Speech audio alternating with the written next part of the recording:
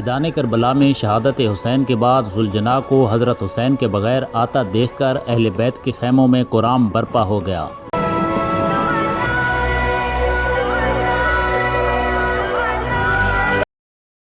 اہل بیت امام حسین کے خالی گھوڑے کو دیکھ کر سمجھ گئے کہ آپ کو شہید کر دیا گیا۔ جنگ کے خاتمے پر مقتولین اور شہداء کی تعداد شمار کی گئی تو امام حسین رضی اللہ عنہ کے اصحاب میں 72 حضرات شہید ہوئے اور عمر بن سعد کے لشکر کے 88 سپاہی مارے گئے۔ شہادت امام حسین کے بعد اہل بیت کے ساتھ کیا سلوک روا رکھا گیا، اہل بیت کو کن کن علاقوں میں قید کر کے گھمایا گیا اور کس طرح واپس مدینے پہنچا دیا گیا، ویڈیو کو دیکھتے ہوئے ہمارے چینل اوان وائس کو سبسکرائب کرنا نہ بھولیں۔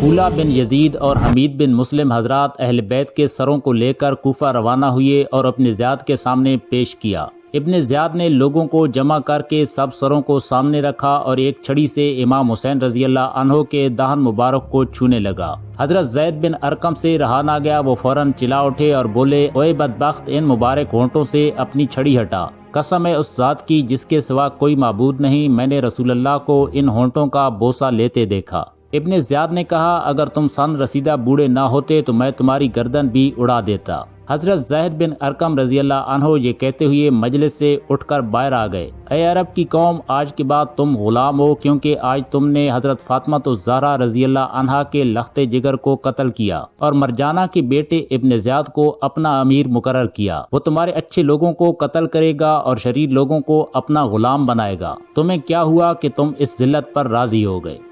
عمر بن سعد نے جب اہل بیت کو ابن زیاد کے سامنے پیش کیا تو اس وقت امام حسین رضی اللہ عنہ کی ہمشیرہ حضرت زینب رضی اللہ عنہا نے بہت میلے اور خراب کپڑے پہن رکھے تھے۔ ان کی باندیاں ان کے ارد گرد تھیں، وہ ایک طرف جا کر خاموش ہو کر بیٹھ گئیں۔ ابن زیاد نے پوچھا، یہ ایک طرف جا کر علیحدہ بیٹھنے والی کون ہے؟ حضرت زینب رضی اللہ عنہا نے کوئی جواب نہ دیا۔ ابن زیاد نے 3 مرتبہ اسی طرح دریافت کیا، مگر حضرت زینب رضی اللہ عنہا اس طرح خاموش رہیں۔ جب کسی باندی نے کہا، یہ زینب بنت فاطمہ ہے، تو ابن زیاد بولا، شکر ہے اللہ کا جس نے تمہیں رسوا کیا اور قتل کیا اور تمہاری بات کو جھوٹا کیا۔ اس پر حضرت زینب رضی اللہ عنہا کڑکدار لہجے میں بولی، شکر ہے اس اللہ کا جس نے ہمیں محمد مصطفیٰ کے نسب سے شرف بخشا اور قرآن مجید میں ہمارے پاک ہونے کو بیان کیا۔ رسوا وہ ہوتا ہے جو اللہ تعالیٰ کی نافرمانی کرے۔ یہ سن کر ابن زیاد غصے سے بھڑک اٹھا اور کہنے لگا، اللہ تعالیٰ نے مجھے تمہارے غیظ سے شفا دی اور تمہارے سرکش کو ہلاک کیا۔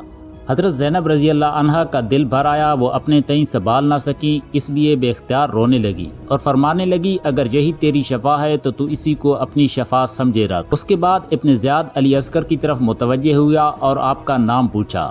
علی اصغر نے بتایا کہ میرا نام علی ہے۔ ابن زیاد نے کہا، علی تو قتل کر دیا گیا، لیکن علی اصغر رضی اللہ عنہ نے بتایا کہ وہ میرے بڑے بھائی تھے، ان کا نام بھی علی تھا۔ ابن زیاد نے جب علی اصغر کو بھی قتل کرنے کا ارادہ کیا تو علی اصغر نے کہا، میرے بعد ان عورتوں کا کفیل کون ہوگا؟ ادھر حضرت زینب رضی اللہ عنہا جو ان کی پھوپھی تھیں، ان کو لپٹ گئیں اور رونے لگی۔ اے ابن زیاد، کیا ابھی تک ہمارے خون سے تیری پیاس نہیں بجھی؟ میں تجھے اللہ کی قسم دیتی ہوں کہ اگر تو ان کو قتل کرنا چاہتا ہے تو پھر ان کے ساتھ ہم سب کو بھی قتل کر دے۔ علی اصغر رضی اللہ عنہ نے کہا، اے ابن زیاد، اگر تیرے اور ان عورتوں کے درمیان کوئی قرابت تو ان کے ساتھ کسی متقی، پرہیزگار اور صالح مسلمان شخص کو بھیجنا جو اسلامی تعلیمات کے مطابق ان کی رفاقت کرے۔ یہ سن کر ابن زیاد نے کہا، اچھا اس لڑکے کو چھوڑ دو کہ خود ان عورتوں کے ساتھ جائے۔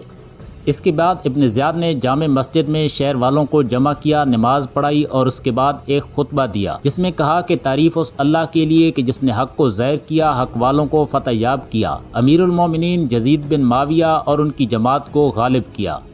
اس وقت مجمع میں مشہور صحابی حضرت عبداللہ بن عفیف ازدی رضی اللہ عنہ بھی موجود تھے، جو جنگ جمل اور صفین میں حضرت علی اور مرتضیٰ رضی اللہ تعالی عنہ کی طرف سے شریک ہو کر اپنی دونوں آنکھیں کھو چکے تھے اور اسی وجہ سے ہمہ وقت مسجد میں پڑے رہتے۔ اٹھ کھڑے ہوئے اور چلا کر کہا، اللہ کی قسم، اے ابن زیاد، کذاب ابن کذاب تو ہی ہے، نہ کہ حسین بن علی۔ تم لوگ انبیاء علیہ السلام کی اولاد کو قتل کرتے ہو اور صدیقین کی سی باتیں بناتے ہو۔ ابن زیاد نے ان کو گرفتار کرنا چاہا، لیکن ان کے قبیلے کے لوگ چھڑانے کے لیے کھڑے ہو گئے، اس لیے ان کو چھوڑ دیا گیا۔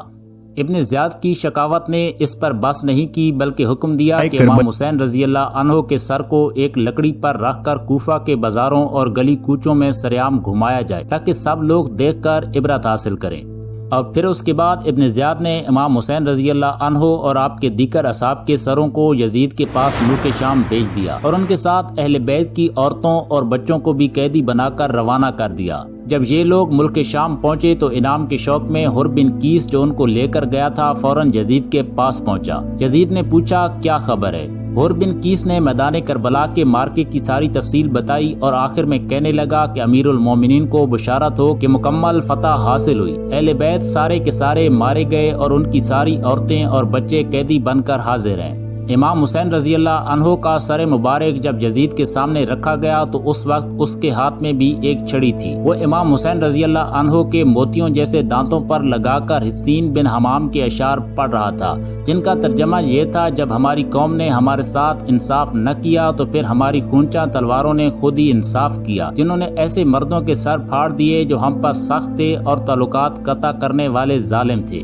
اتفاقاً وہاں حضرت ابو برزہ اسلمی رضی اللہ تعالیٰ عنہ بھی موجود تھے۔ انہوں نے جب یہ دیکھا تو فرمانے لگے، اے یزید تو اپنی چھڑی امام حسین رضی اللہ عنہ کے دانتوں پر لگاتا ہے، حالانکہ میں نے رسول اللہ کو ان ہونٹوں کا بوسہ لیتے دیکھا۔ اے یزید قیامت کے دن جب تو آئے گا تو تیری شفاعت ابن زیاد ہی کرے گا اور امام حسین رضی اللہ عنہ آئیں گے تو ان کی شفاعت نبی کریم صلی اللہ علیہ وسلم کریں گے۔ یہ کہہ کر حضرت ابو برزہ اسلمی رضی اللہ عنہ مجلس سے نکل گئے۔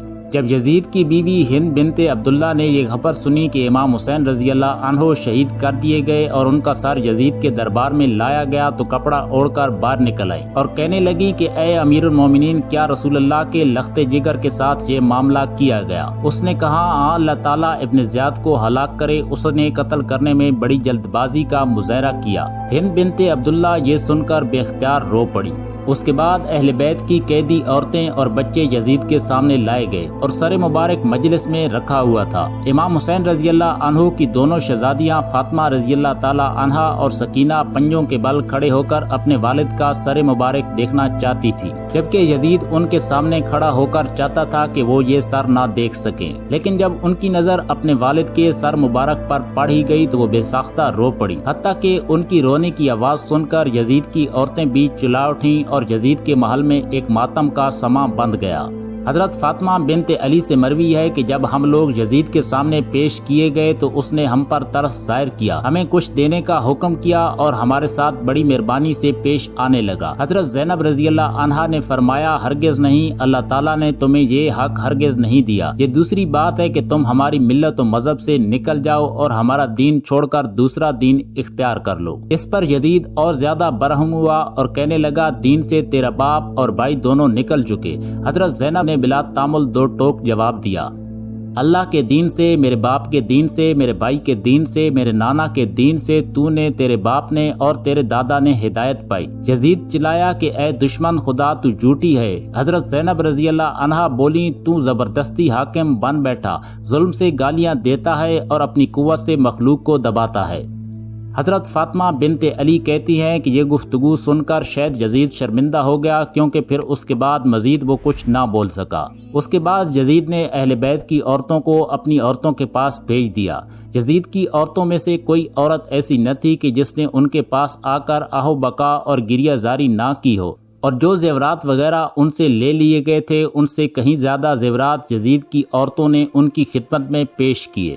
اس کے بعد یزید نے ارادہ کیا کہ اہل بیت کو مدینہ منورہ واپس بھیج دیا جائے، اس لیے اس نے حضرت نعمان بن بشیر کو حکم دیا کہ اس نے راستے میں ان کی بڑی ہمدردی سے خدمت کی۔ وہ شخص رات کو ان کی سواریاں اپنے سامنے رکھتا اور جب کسی منزل پر یہ اترتے تو وہ ان سے علیحدہ ہو جاتا اور اپنے چاروں طرف پہرا دیتا، ہر وقت ان کی ضرورت کو دریافت کر کے پورا کرنے کا اہتمام کرتا، یہاں تک کہ یہ سب حضرات خیر و عافیت کے ساتھ مدینہ منورہ پہنچ گئے۔ اپنے وطن مدینہ منورہ پہنچ کر امام حسین رضی اللہ عنہ کی صاحبزادی حضرت فاطمہ نے اپنی بہن حضرت زینب سے کہا کہ اس شخص نے ہم پر احسان کیا، سفر میں ہمیں راحت و آرام پہنچایا، اس لیے ہمیں ضرور اس کی نیکی کا کچھ نہ کچھ صلہ دینا چاہیے۔ حضرت زینب نے فرمایا کہ اب ہمارے پاس اپنے زیورات کے علاوہ تو کچھ بھی نہیں، اس لیے زیورات ہی میں سے کچھ دے دیتے ہیں۔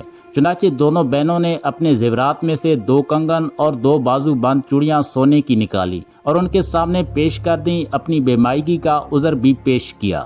اس شخص نے کہا، اللہ کی قسم، اگر میں نے یہ کام دنیا کے لیے کیا ہوتا تو میرے لیے یہ انعام بہت کچھ تھا، لیکن میں نے تو اپنا فرض ادا کیا جو رسول اللہ صلی اللہ علیہ وسلم کی قرابت کی وجہ سے مجھ پر عائد ہوتا ہے۔ یہ کہا اور زیورات واپس کر دیے۔